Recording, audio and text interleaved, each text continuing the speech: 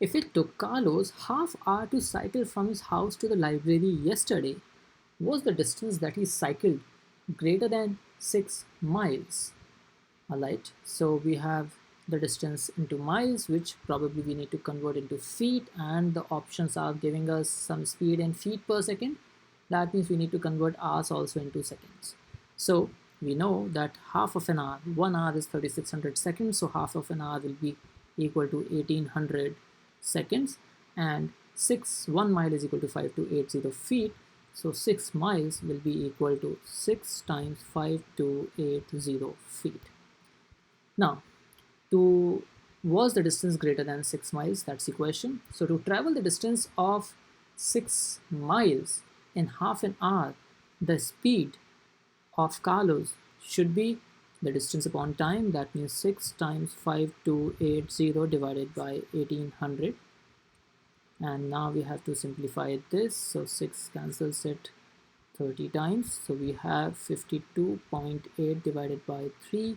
I'm just trying to approximate it. 3 ones are 3, 2 left, 17.6.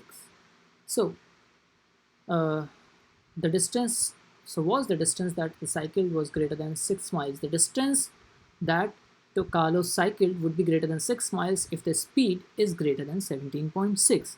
So now the question rephrased becomes, and that's really important, we have rephrased the question, is the speed of Carlos greater than 17.6 feet per second? So that's called the question rephrasing, and this is really an important exercise to simplify the question, and I'm telling you it's a very difficult question that has come in official exam, and now we have simplified it so much that the use of statement would be so simple.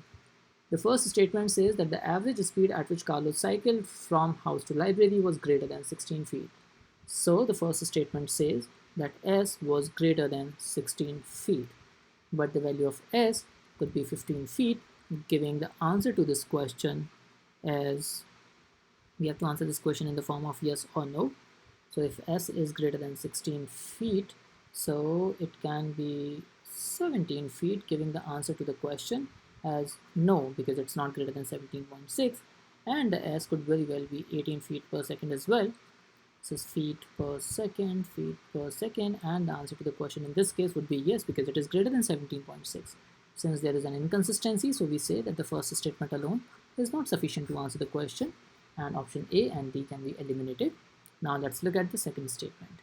The second statement says that the average speed of Carlos was less than 18 feet per second. It is less than 18 feet per second. So less than 18 might mean 17.8, giving the answer to the question as yes, and S could also be less than 17.6, that is 17, giving the answer to the question as no. Therefore the second statement also is not sufficient to answer. Now we need to combine the two statements. Combination of the two statements also is quite simple in this case. The first statement has ensured that the speed is greater than 16, and the second statement says it is less than 18 feet per second. But the question is the speed greater than 17.6? Now speed could still be 17.8, which gives us the answer yes, and it could still be 17, which gives the answer to the question as no. So we still have inconsistent answer. That means even after combining the two statements, they're not sufficient to answer the question, and answer to the question becomes option E. Statement 1 and 2 together are not sufficient. So please learn the question simplification, and that is the most important takeaway of this explanation. Thank you so much for watching this video.